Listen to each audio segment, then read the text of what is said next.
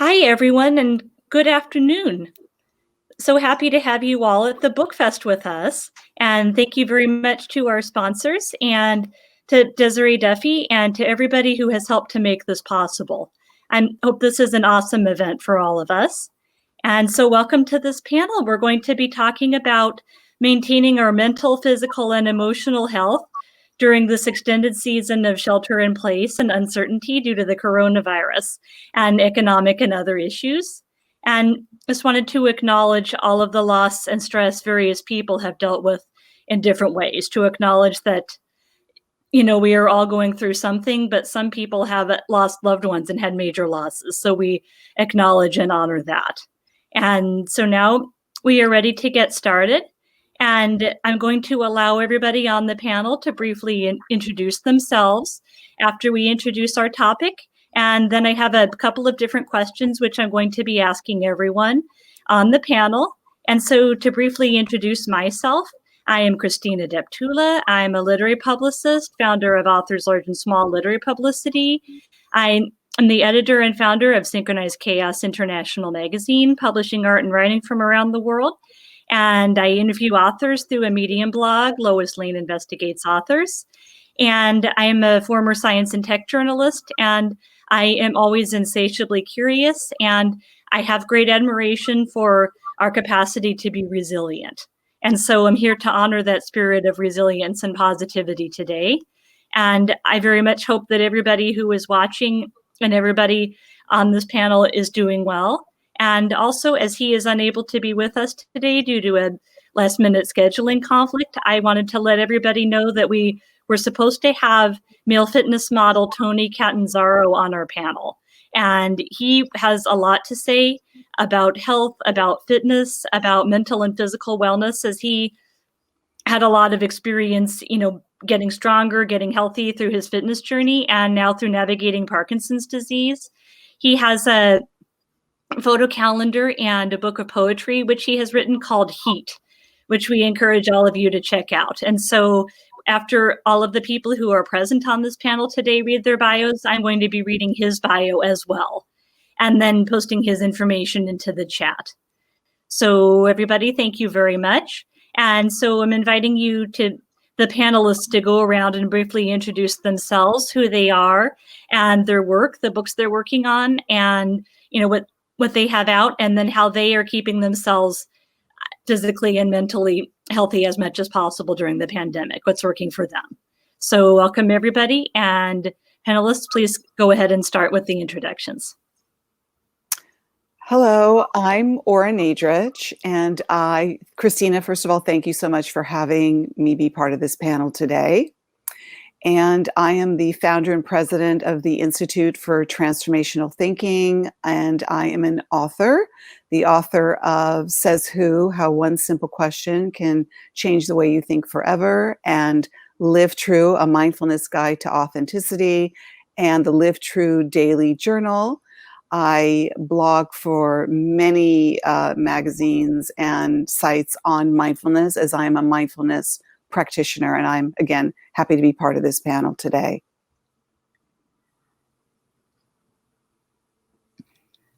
Hi, my name is Alicia. All right, Alicia, please go ahead.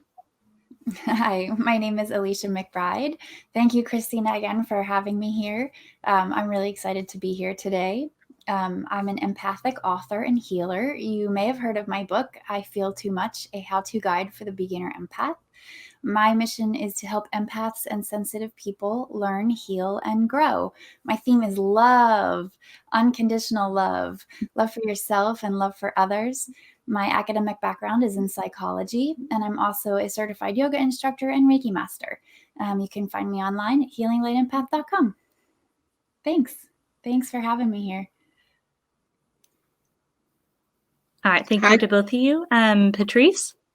Hi, Christina. Thank you for having me here. So hello, everyone. I'm Patrice Shavone Brown. I am the author of A Fat Girl's Confidence. I am the CEO of Restoring Bodies and Minds, which is a mental health facility for adults here in North Carolina. And I have written and authored about 7 books. And I'm just happy to be here. Oh, great. Wonderful. So, Christy. Hi, everyone. Thank you so much, Christina, for having me here today. It's a great pleasure. I'm Christiane Ma. By day, I'm an advanced surgical sales rep for a fabulous organization, ConMed. And I am also an author of 2 books, The Day the Cancer Quit, a true story of surviving stage 4 pancreatic cancer, which outlines our transformational journey through my husband surviving 24 tumors and one of the deadliest cancers in the past 4 years, and also a Gratitude for Life journal. In addition, I've started a new book, Divine You, Realize Your True Potential. I'm a certified body talk practitioner, and to be honest, I'm just full of very large dreams of sharing hope and inspiration with the world, that we have so much within us and we can truly achieve what we set our minds to and transform our realities. Wonderful. It's certainly very inspirational to be able to hear and to participate with all of you. So yeah, thank you very much to each of you for sharing. And so first thing I would like to offer is to say, if anybody else, any of you have personal strategies that have worked for either you or the clients you work with to be able to stay healthy and sane physically, mentally, to navigate this time of COVID or shelter in place. Anybody would like to share something on that?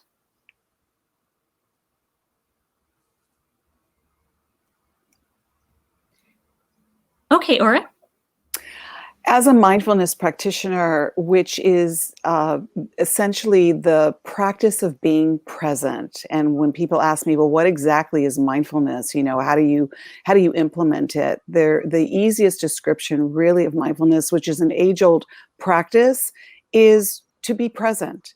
And during times of great challenges, and especially at an unprecedented time that we're finding ourselves in right now, it's very easy to be gripped by fear.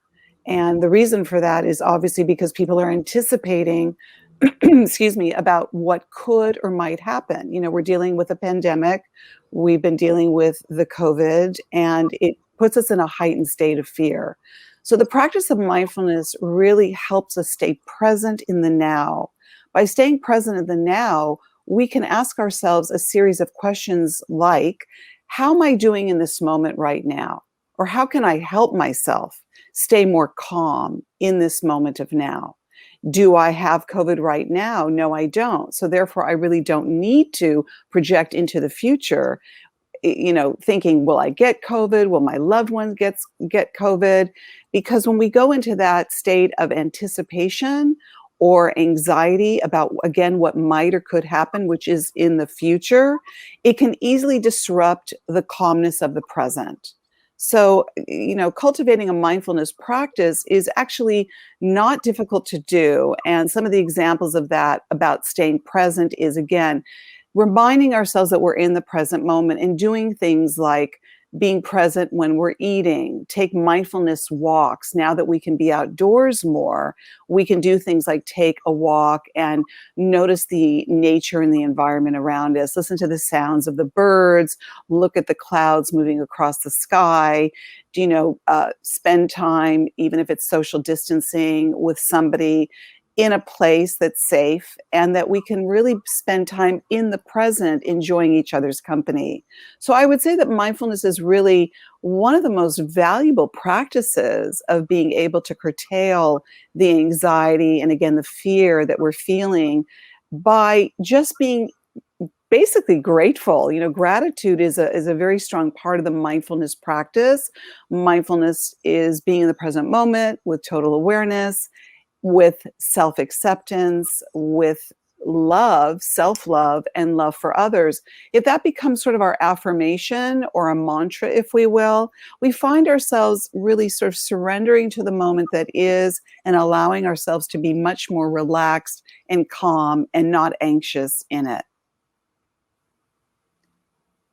Yeah, certainly that's very wonderful. I've been practicing mindfulness myself through this process. Alicia?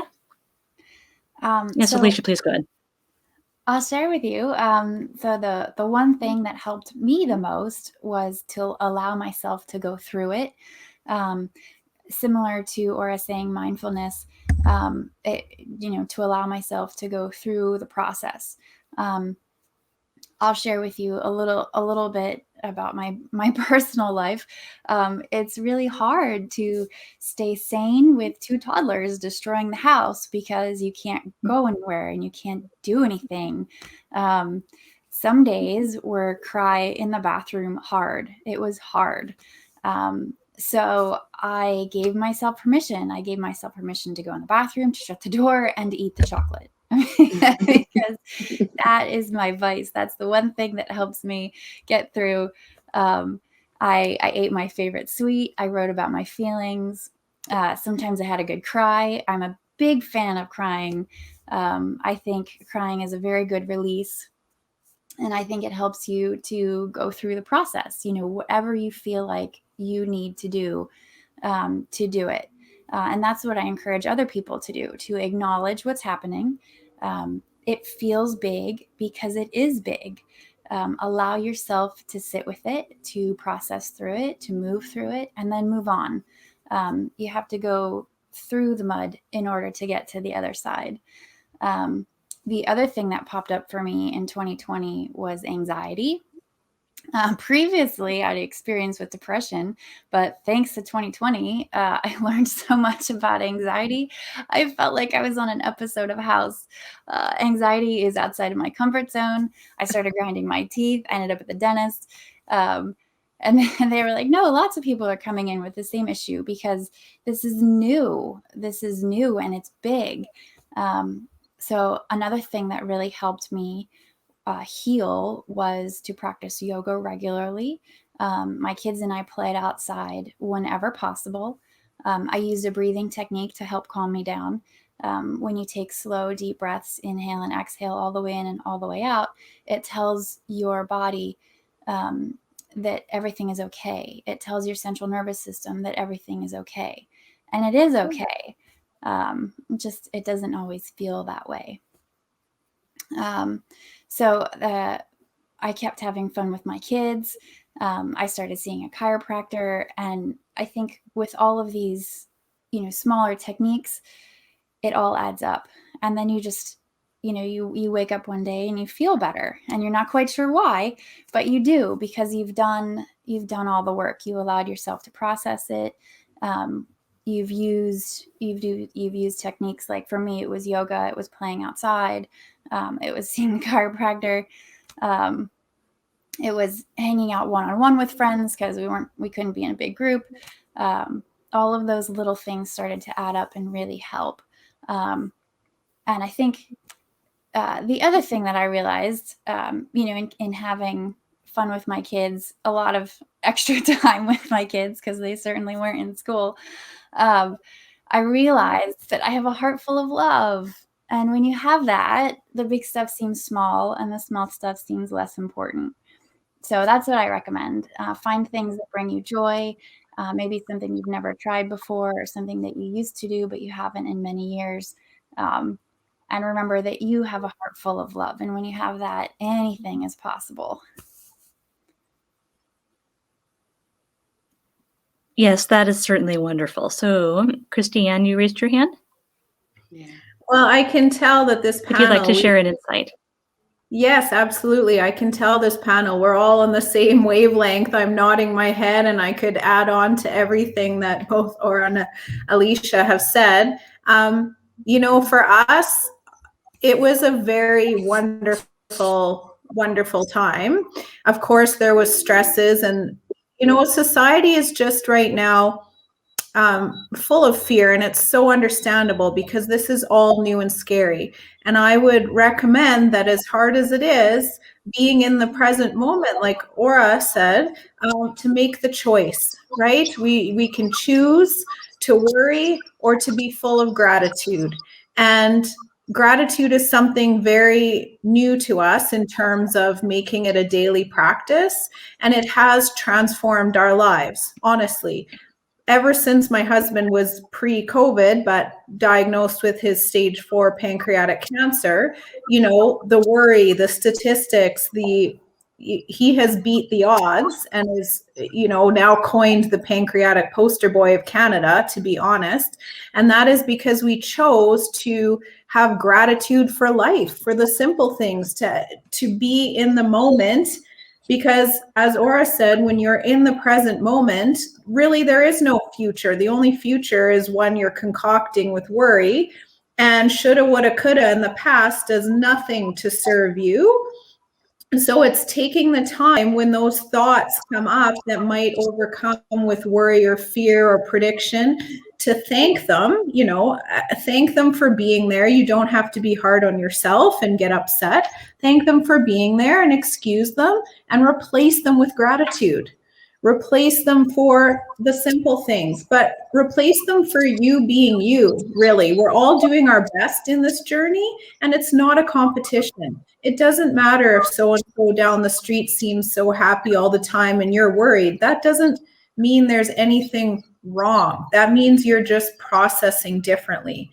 And what I would like to add on to gratitude is also taking the time to dig deeper. And by dig deeper, I mean getting past the physical. You have to do it all. So work on physical, right? With mindfulness and yoga and all of those practices, and take it down deeper into your subconscious mind, because that's a very new understanding for a lot of people. But our belief systems were formed when we were children, and they guide a lot of our lives without us even knowing. My favorite quote is from Albert Einstein that says, "You cannot fix a problem on the same level of consciousness that created it." So you can treat the symptoms of whatever you're dealing with, whether that is actually facing COVID or the worry of facing COVID or any of that, but using techniques like Reiki or body talk or meditation. Meditation has been transformational for us to really get into that subconscious mind. It's amazing how much more change you will see. That's what I would like to share. Yes, wonderful. Thank you. So, Patrice, if you have something to share.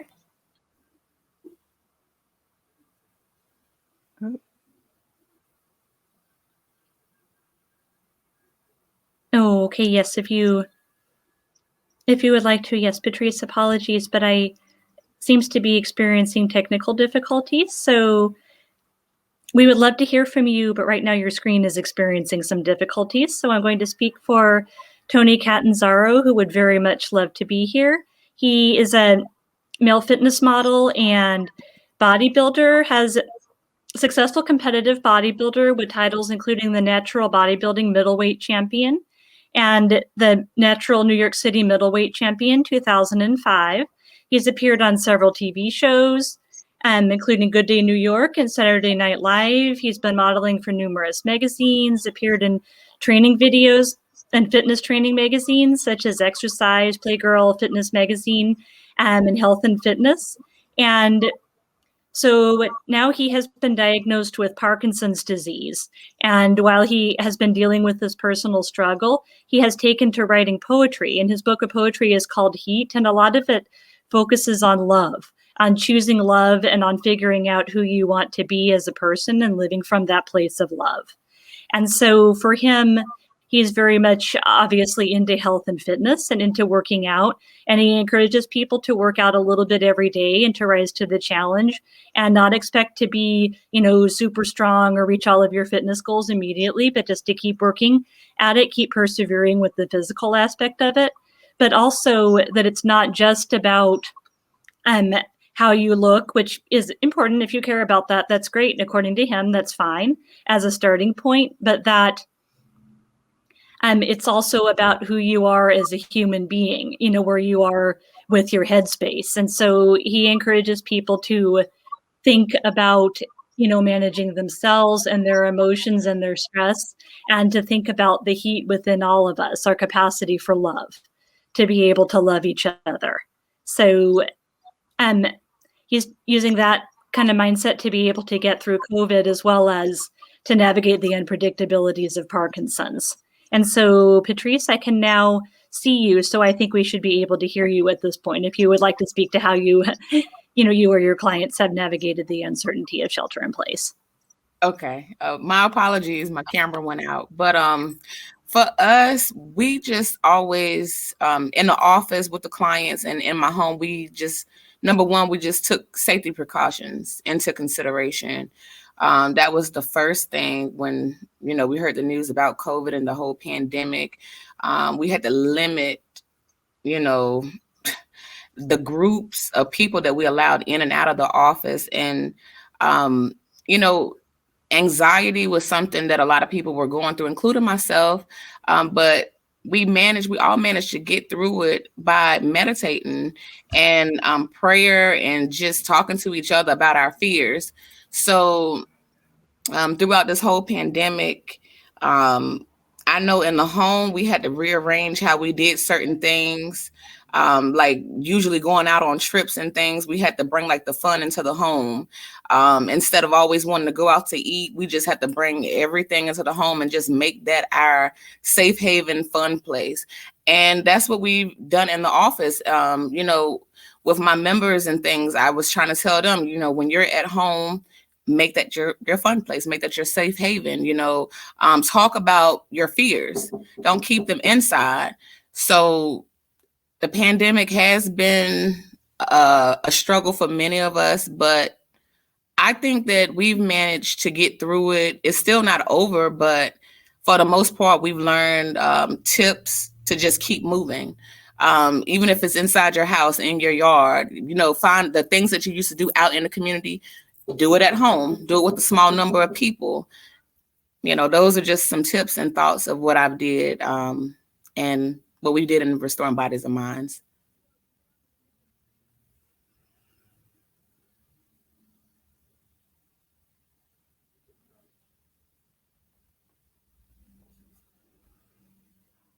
Oh, Christina, you're muted. Christina, do you guys hear Christina? Christina?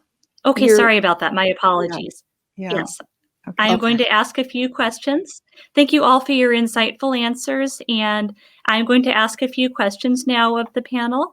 And so after I ask a question, whoever would like to speak to that particular question can please raise your hand, and then I will call on you and you can speak to that. So the first question is, for those of you who really focus on mental and emotional or psychological health, how have you integrated clients' physical health into the practice? As clients have come to you worried about catching COVID, if people have had physical issues, have you told people to think about physical health and integrating maybe exercise or eating healthy or something like that into the mental health work that you do? Or for people who really specialize in physical health, have you had to work with them on anxiety or mindfulness or, something related to their mental health? How have you been integrating the physical and mental aspects of health? How are you seeing that come together? Okay, Aura? Well, circling back to mindfulness, which is really what I teach my clients and work with them, has been very beneficial because mindfulness is really also self-care, if you will. So when we are, in the present moment and do things in the moment and ask ourselves, especially when we're feeling anxiety.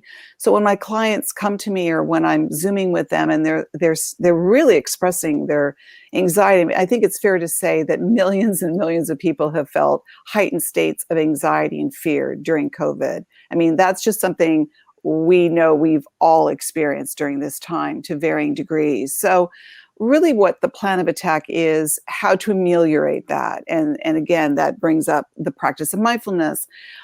It is the acts of self-care. And what I really encourage my clients to do is to find time in their day, certainly turn off the news. If you want to know what's going on, that's fine, but limit it. Limit your time on the news, limit your time on social media, because that just exacerbates fear. And it's very easy to go down rabbit holes during this time. And what I found with a lot of clients is they would come to me in such heightened states of fear. And when I asked them, what are you doing during the day? Well, I'm reading the paper, I'm watching news, I'm on social media far too much. So I would create a game plan for my clients, which included meditation, self-care, again, going back to taking a mindfulness walk and really plugging mindfulness into everything you do. That could be, mindfulness eating, which means you're eating not rushed, having an awareness of really giving yourself the time to slow it down, to really taste the food. And again, I'm going to circle back to the word that both Christy and I shared, gratitude. Being grateful. And one of the things that I really highly encourage people to do, starting first thing in the morning, is to wake up and not just jump out of bed so quickly, especially during these times, because you want to jumpstart your day, is to really be in the present moment when you wake up, open your eyes, whether you want to put your hand on your heart chakra, and also what you talked about, Alicia, doing a type of breathing exercise or just being aware of your breath. The breath is one of the greatest equalizers. It's such a grounding, natural gift that we have. So when we're in gratitude, which is something that I immediately tell my clients that are really feeling this heightened state of anxiety, when they wake up, to be in that gratitude that I'm one more day alive. When we really start our day with that and everything follows from there, you can bring yourself back to the breath, you can bring yourself back to that gratitude awareness, and that if or when you feel a sense of anxiety, there are tools and techniques and skill sets that you can use to help bring yourself again back into the present moment. How am I right now?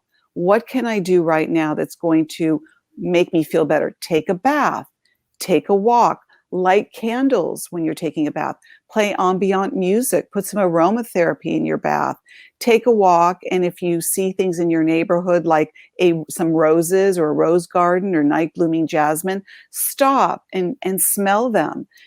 Or if you can't do that, go outside and look at the clouds. Mindfulness is the informal practice of meditation.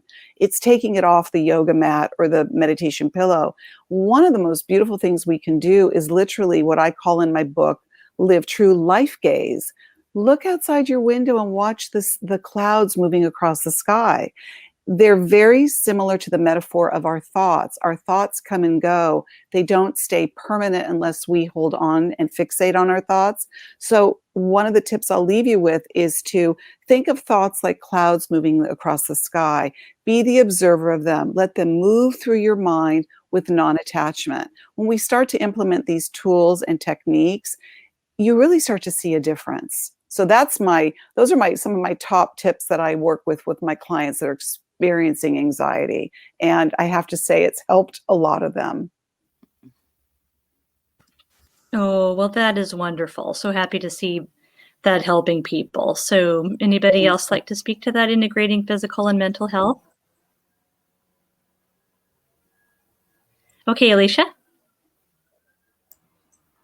So I normally address emotional and mental health. Physically, I think is also very important. Meeting the needs, the trifecta for happiness is meeting the needs of your mind, body, and soul. So honor your effort and nourish your soul, no matter where you are. And I think I'll piggyback a little about what Aura was saying. It's self-care. Self-care is incredibly important, and self-care looks different for everybody.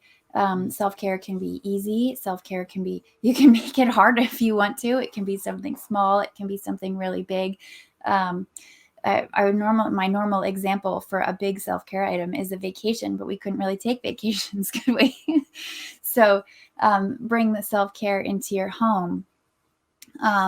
Practice yoga, practice meditation, go outside for a walk. I know when I was with my kids so much, the park was closed. So we went for long walks outside. We played outside whenever possible. When the leaves fell, we went outside and collected leaves and made leaf art. When it snowed, we built snow hills with shoveled snow. So, you kind of make the best of your situation and try to take some time every day for you, whether that's, closing your eyes and taking a few breaths, whether that's cooking a meal with your whoever you're living with, whether that's going outside and going for a walk. So it can look different for everybody, but you want to make sure that you're doing something that feels right, right in your soul. I had a workshop last weekend, and I gave students the homework of take a minute and ask yourself before you do something, does this nourish my soul? And ask yourself that before you do anything. Is this good for me? Does this nourish my soul? And if your answer is no, maybe don't do it that day. Like for me, it's the dishes. I hate doing the dishes. So I'm standing at the sink. Does this nourish my soul? No, it doesn't. So I'm going to put this off for just today. I'll get to it tomorrow because, it's something that you have to do. But you don't need to do it right in that moment. And I think part of practicing self-care is knowing when to do something and when not to do something. I think procrastination is okay as long as it's good for you. So I think self-care is very important. Honor your effort and nourish your soul.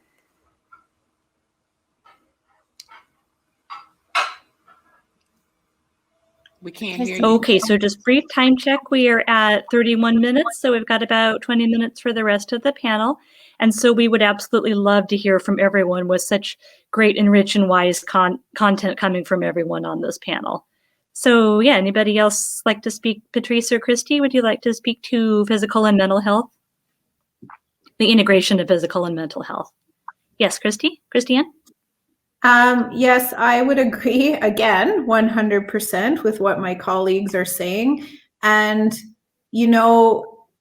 a gratitude, like we talked about in the morning, starting your day off right and really reframing COVID as an opportunity. I know that's hard for everyone to face, but it's an opportunity to retrain our minds as to how we view those special little moments and the special little opportunities. And I know that, myself, I have 2 children that are slowly nearing the teenage years. So having all of that additional family time with them was an incredible blessing and very captivating. I understand, though, that some individuals are alone and some people are watching their family members go through this. But even just having the time to be able to connect with others, even if it's by phone, right? If they're not able to see people outside, all of those things. And I, as I alluded to before, believe in doing it all. And I believe it all works together.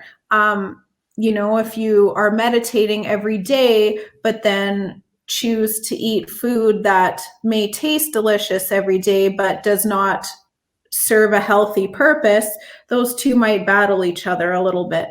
So it's really trusting your body and trusting your instincts to try and make healthy choices physically with food.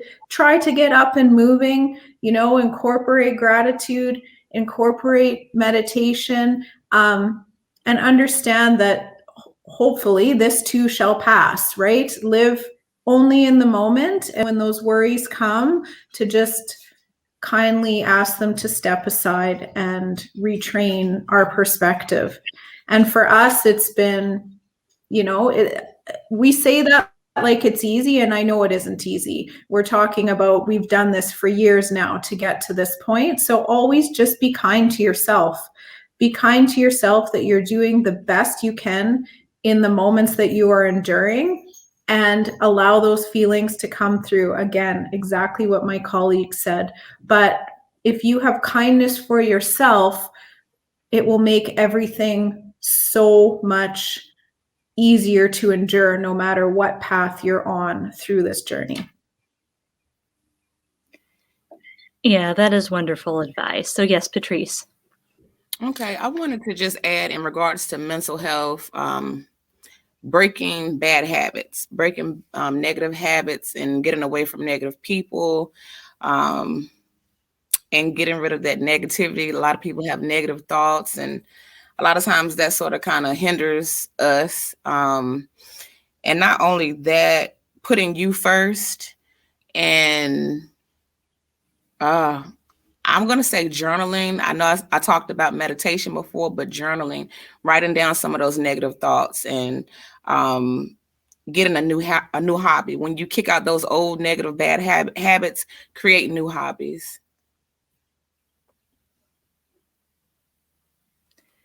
Yeah, that is great. That is fabulous. And that kind of leads into the next question I have, which is that I and a lot of other people feel a lot healthier and mentally balanced when we have some form of positive, purposeful activity that is benefiting someone or a cause greater than ourselves. And so I have known a lot of people who are volunteering, who are helping, who are investing in themselves and others and the planet, trying to do some good, something purposeful during this time. And I was saying, I wanted to ask, what all do you think of that? Do you think that having purposeful activity helps you to move forward, getting up and out of yourself, and doing something to be useful? And then how do you balance that with the need for rest and reflection and self-care?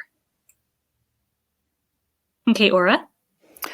I do think that's a really good point, Christina, because I think that we really benefit ourselves when we take time not to put all the focus and attention on ourselves, and that we can put the focus on others. I mean, yes, of course, those of us that have families, loved ones, businesses, etc., we are putting focus on other things. But there is a tendency sometimes to be too self-focused, if you will, and not in a positive way. I mean, again, if we're being self-focused in a positive way, like doing things like self-care that I spoke about. I also have a journal book out, the Live True Daily Journal. Self-care is not being me-centric. Self-care is loving ourselves enough to do things that are healthy and nourishing for ourselves so that we can live a more wholesome life, mind, body, and spirit.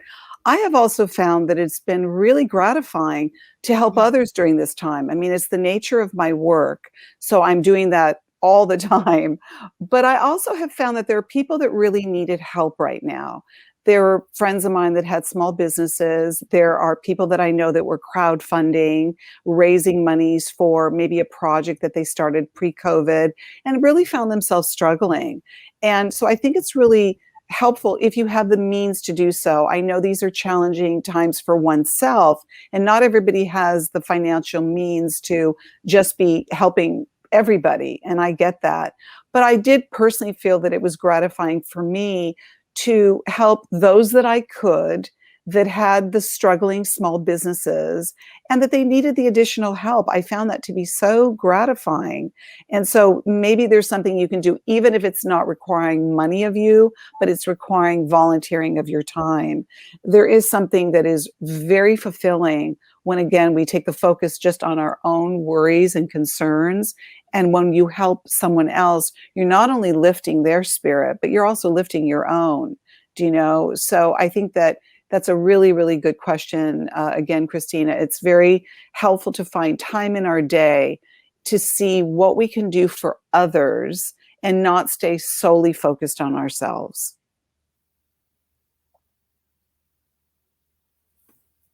Christiane?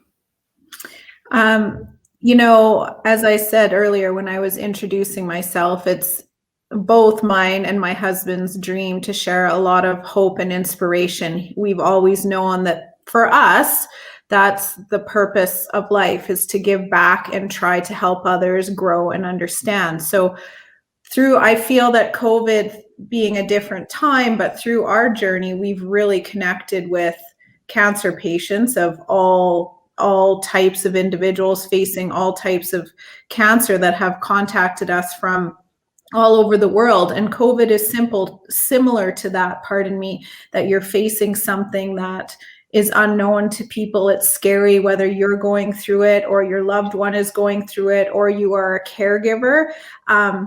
and just taking time, like Aura said, if you can give back to businesses, we certainly try. We volunteer as well. But even just that connection, right? Giving back can be something as simple as volunteering a listening ear, which so many of us have such busy schedules, and COVID has slowed us down and given us more time that we have a few friends actually who have shut down.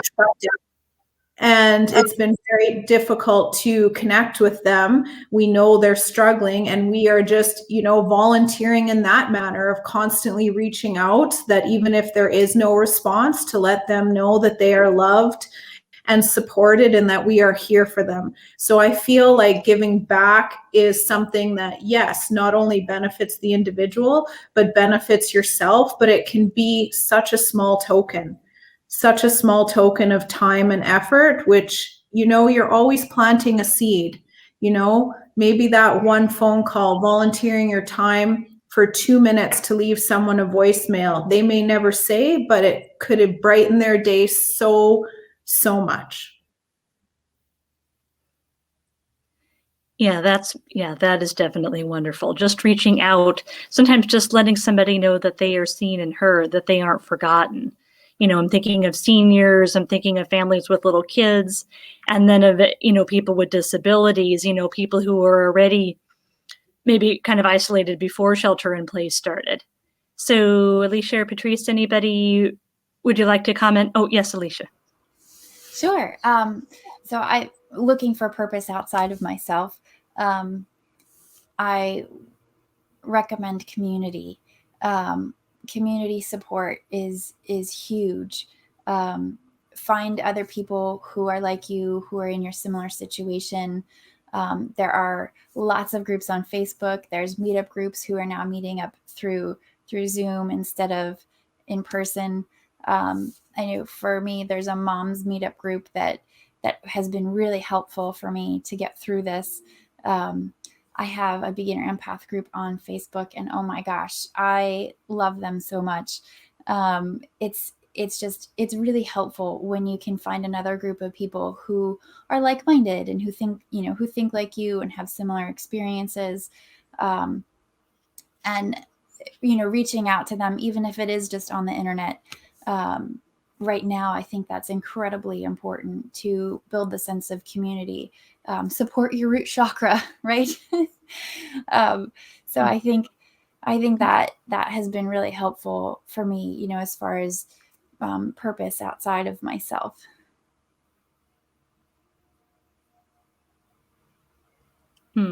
Yes, certainly. So yes, Patrice? As for me, I think being in the profession of helping is already working outside of myself. And I think every day what we do is actually helping other people. It's not just during the pandemic. It's what we naturally do anyway. We're helping people, homeless people, just people that are going through stuff. Anyway, I know for me, so just thinking outside of the box and thinking outside of myself, teaching them different techniques and just teaching them how to think differently and live differently. That's working outside of myself for me.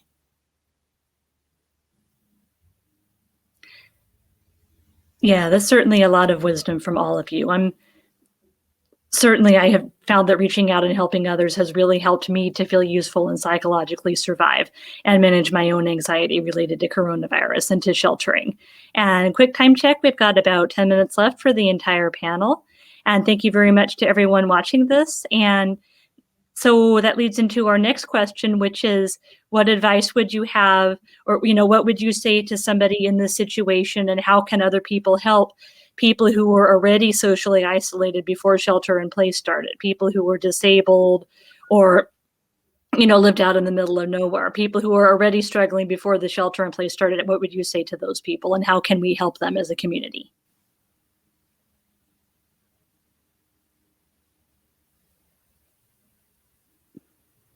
Oh, okay, Aura?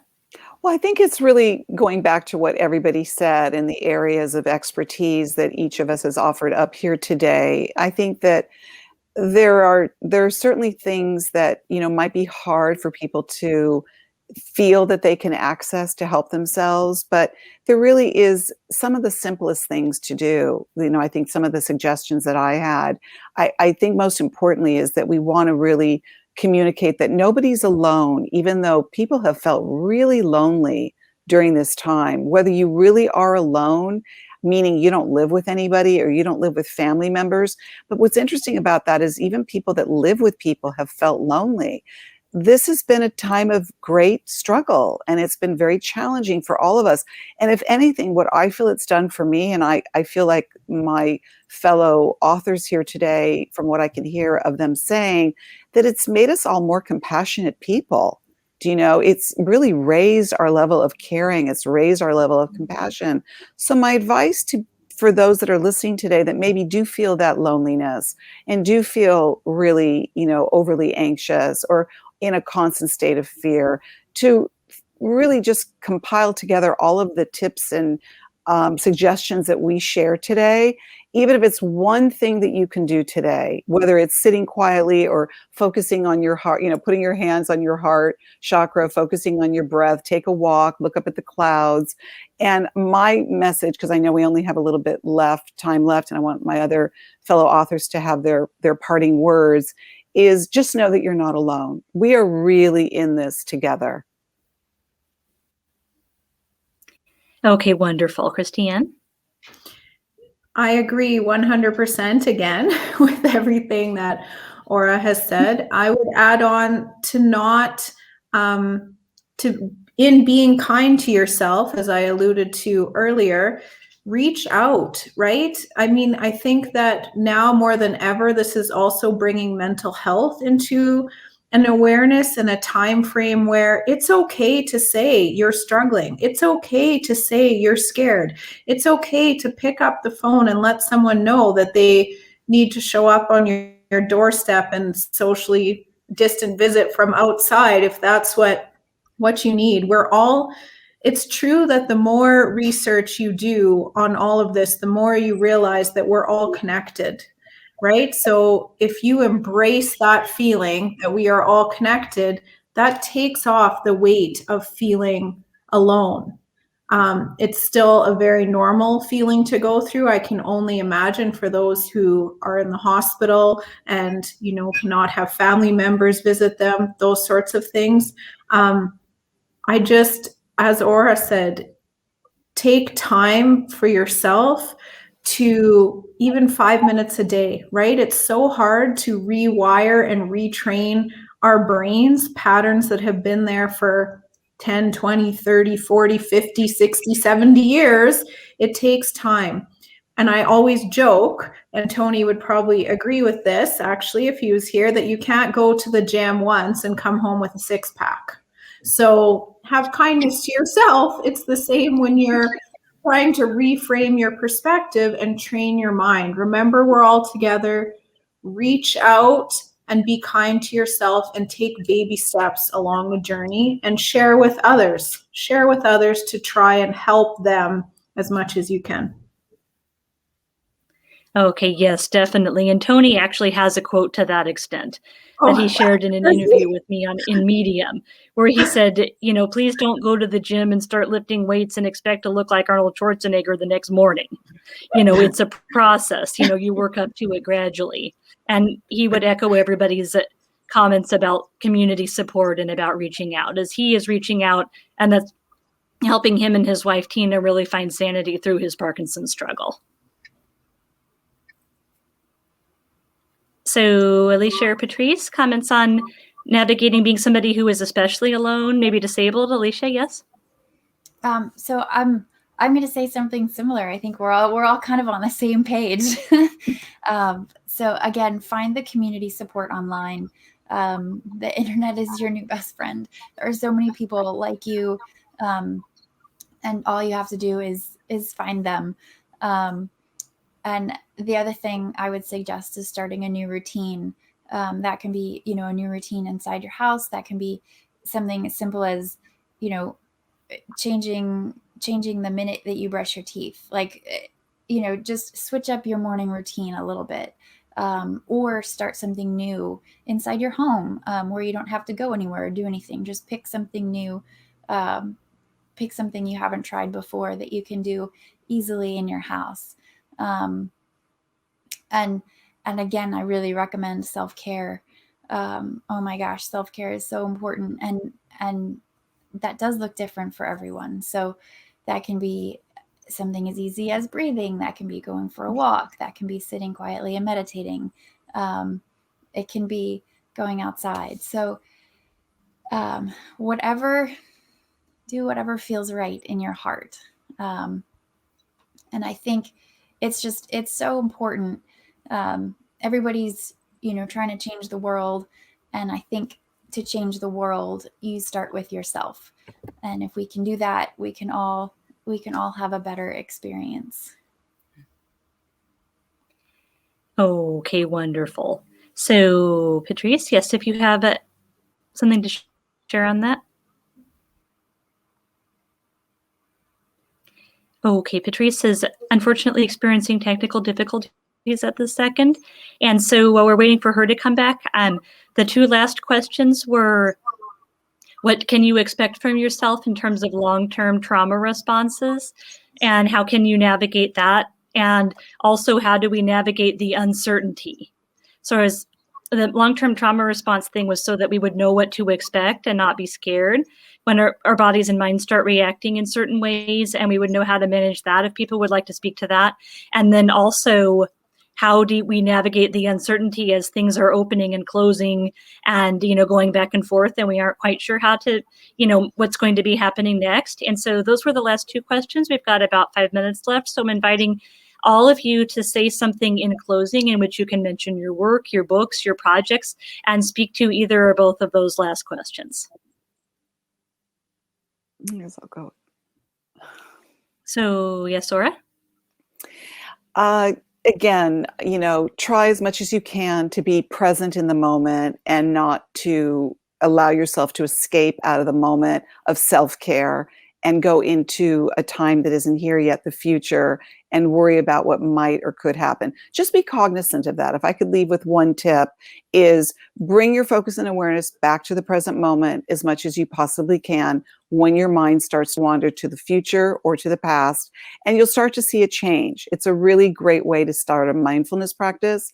And again, going back to my books to learn more about the work that I do around mindfulness and transformational thinking is to pick up my book, Says Who, How One Simple Question Can Change the Way You Think Forever, Live True, A Mindfulness Guide to Authenticity, or my Live True Daily Journal. And I am doing a workshop, by the way, starting April 15th to June 3rd, which is an online workshop for the Live True Daily Journal.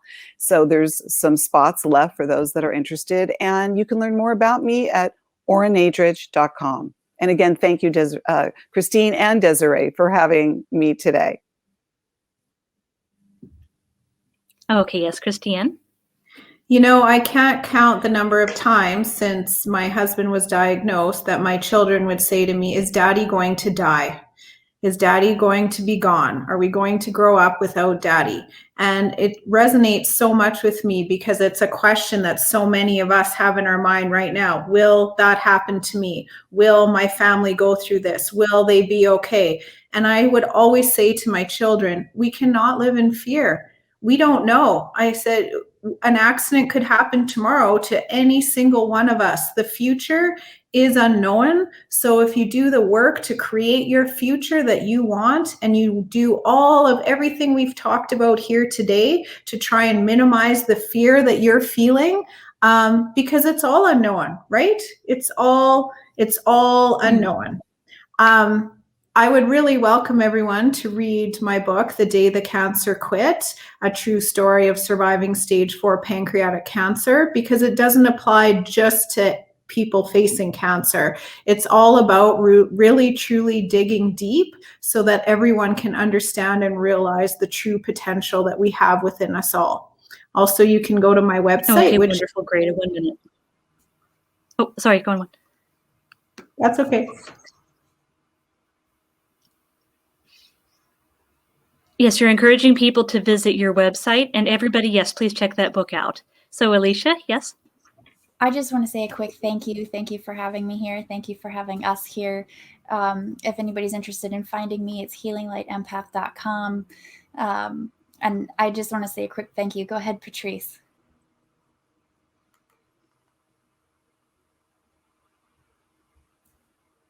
Okay, Patrice, you're muted, unfortunately.